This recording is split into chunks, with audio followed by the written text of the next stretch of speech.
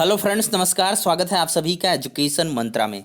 देखिए क्या है कि विभिन्न प्रकार की जो खबरें हैं उनसे आप लगातार व्यथित हो रहे हैं।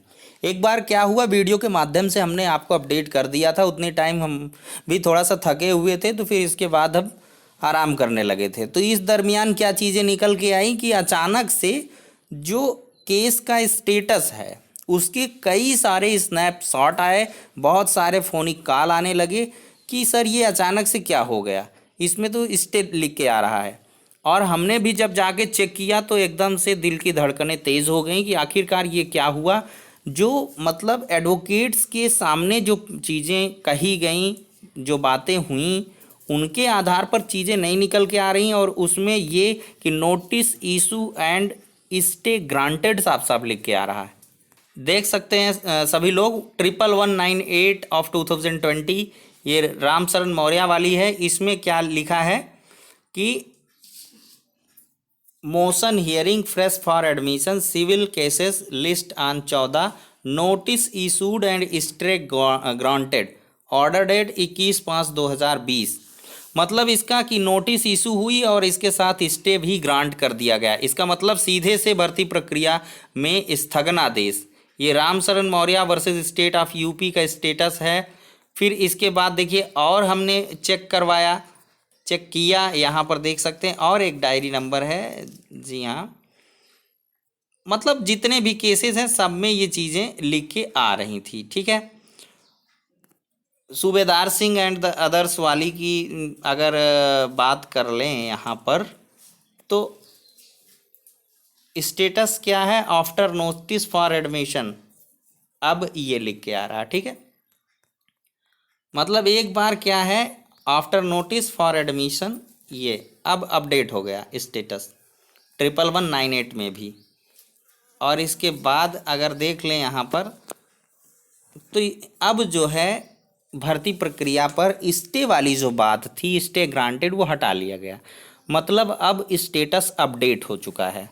अब आपको एकदम से जो परेशानी हो गई थी, एकदम से भाई हर एक व्यक्ति एकदम से छटपटा जाता है कि आखिरकार क्या हो गया। भर्ती प्रक्रिया में स्टे कैसा, जो बहस हुई इसके अकॉर्डिंग 14 तारीख तक के समय को दिया गया। देखिए यहाँ पर मैं बता दूं कि वर्चुअल कोर्ट थी। कई बार क्या था, एडवोकेट्स बहस कर रहे थे तो डिस्कनेक्ट हो जाता था मैटर। 2.5 घंटे बहस चली।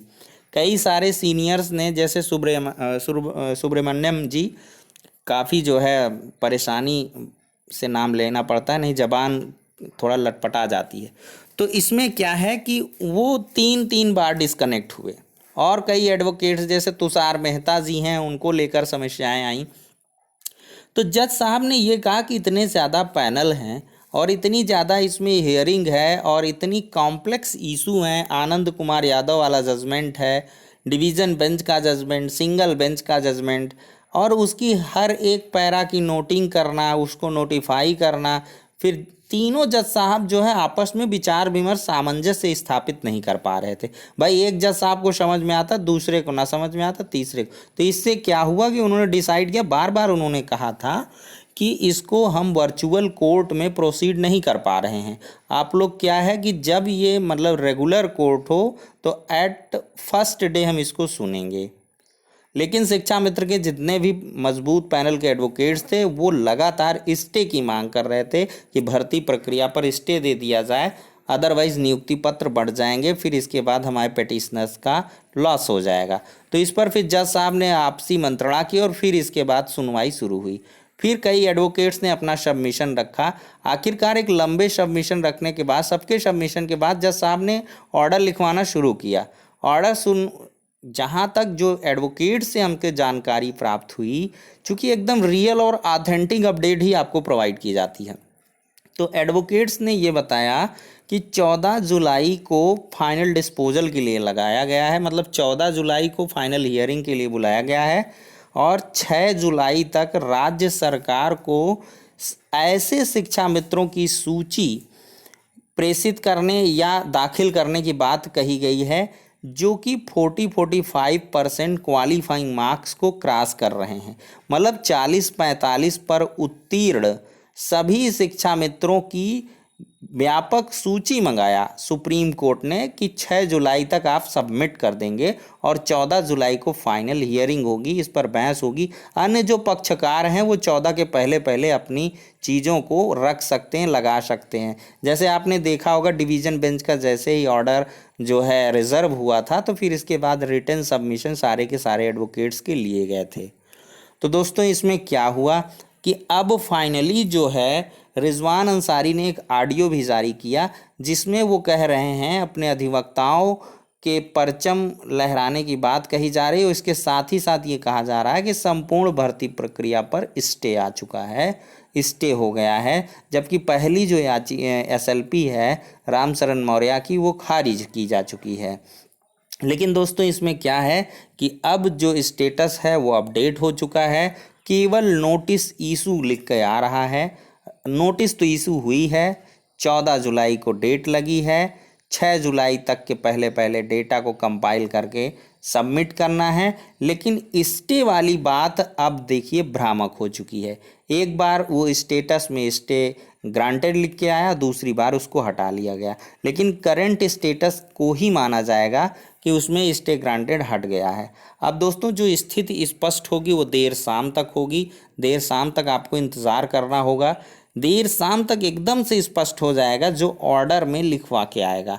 देखिए जो ऑर्डर में लिख के आएगा उससे आपको एकदम से कंफर्म होगा। अब हम भी सोच रहे थे कि वीडियो ना बनाएं, लेकिन ये है कि सब्सक्राइबर्स की एक आशा लगी रहती है कि आखिरकार सर के द्वारा क्यों कोई वीडियो नहीं बनाया गया, कोई भी चीज़ क्यों नहीं बताई गई। तो इस वजह से हमने सोचा कि क्यों ना जो दुविधा है, देखिए बहुत सारे क्या हैं जो अभ्यर्थी एकदम से हताश हो जाते हैं, परेशान हो जाते हैं कि आखिरकार ये क्या हो गया, वो एजुकेशन मंत्रा से भी कोई न्यूज़ नहीं आ रही, अवश्य कुछ गड़बड़ हो गई। तो भाई कुछ चीज़ों को समझना पड़ता, अगर स्टे वाली हम अपडेट दे देते फिर आप लोग फिर उससे परेशान होते। तो देखिए एडवोकेट्स के सामने की जो बात है, जो जज साहब ने लिखवाई उस टाइम सुना, लेकिन यह है वीडियो कॉन्फ्रेंसिंग में कभी कभी कुछ अल्फाज जो होते हैं, इंग्लिश की टर्मिनोलॉजी होती है, वो समझने में या सुनने में कभी फेर हो जाता है। वो जब लिखित रूप में पूरी तरीके से आती हैं तभी चीज़ें स्पष्ट हो पाती हैं। तो अभी धैर्य बनाए रखिए। जहाँ तक हमारे अकॉर्डिंग ये चीज़ें हैं कि भर्ती प्रक्रिया ऑनगोइंग प्रोसेस को जज साहब बहस के दौरान भी मना कर रहे थे कि स्टे देने से मतलब सहमत नहीं थे जज साहब। और उन्होंने ये भी कहा, कई सारे कमेंट्स किए कि 40-45% से आपको प्रॉब्लम क्या है क्लैरिफाई करिए। 60-65% आपको क्यों लग रहा है कि एक जो है बैरिकेटर है यानी कि बैरियर है। ये सारे के सारे कमेंट्स और योग्यतम कैंडिडेट्स जो क्वालिफाइड हैं 60-65 पर खुद यानी कि 2 गुने अभ्यर्थी पास आउट हो रहे हैं। तो अब कैसे 40-45 पर? देखिए ये सुप्रीम कोर्ट के जब शिक्षा मित्रों के समायोजन को निरस्त किया गया था, उसके पहले टेट पास शिक्षा मित्रों की सूची मांगी गई थी।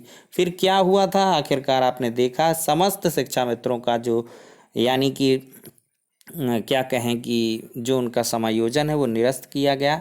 उसमें टेट पास शिक्षा मित्र भी थे जिनके साथ तो अवश्य ही गलत हुआ, गेहूं के साथ घुन भी पिसा।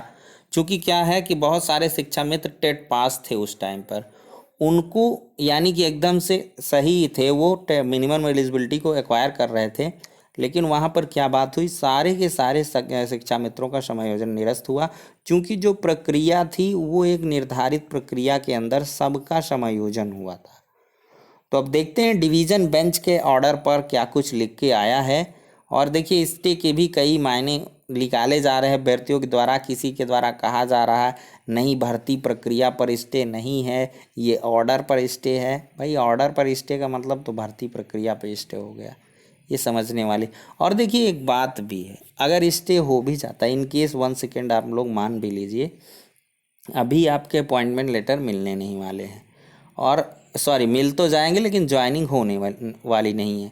तो 14 जुलाई तक ये होता है, जब भी अपेक्स कोर्ट में मामला जाता है तो लोअर कोर्ट के जजमेंट को समझने के लिए, उसकी स्थितियां कंट्रोल में लाने के लिए जो भी होता है स्टेटस को या स्टे जैसी संभावनाएं आ जाती हैं। और ये ऑनगोइंग नॉर्मल प्रोसीजर है, एक सामान्य प्रक्रिया। इससे बहुत ज़्यादा टेंशन लेने घबराने की आवश्यकता नहीं है।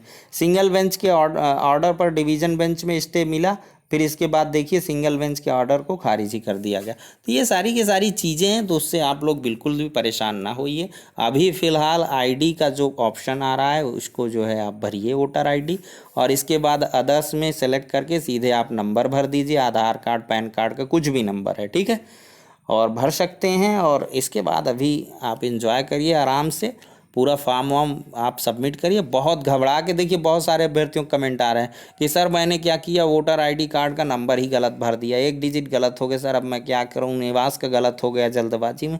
क्यों भैया इतनी जल्दबाजी करते हो? हमने कहा बार बार, अब कितने हलफनामे लेके, एक जत्था लेके जाओगे हलफनामों का? तो उससे थोड़ा सा आपकी योग्यता पर थोड़े सवाल उठते हैं कि भाई फॉर्म भरने का आपको मादा नहीं है, आप बार बार मिस्टेक कर रहे हैं। तो थोड़ा संभल के समझ के फॉर्म भरें, भगा नहीं जा रहा, ना नियुक्ति पत्र यहाँ पे बटा जा रहा है, ना किसी को ज्वाइनिंग मिली जा रही। अभी स्थितियाँ सामान्य होंगी, लॉकडाउन के चलते देखिए सब कुछ अस्त व्यस्त है, लेकिन हाँ नियुक्ति पत्र आपके मिल जाएंगे 3 से 6 तक, ये हमारी शुभकामनाएं हैं। हम भी चाहते हैं जल्द से जल्द भर्ती प्रक्रिया संपादित हो, लेकिन देखिए क्या है, ऑर्डर आ जाएगा तो सारी की सारी चीज़ें स्पष्ट हो जाएंगी। फिलहाल जो स्टेटस था वो अपडेट हो चुका है और इसके बाद स्टे वाली चीज़ को हटा लिया गया है। तो नेक्स्ट वीडियो में कंफर्मेशन के साथ मिलेंगे मित्रों, तब तक के लिए शुक्रिया। जय हिंद, धन्यवाद।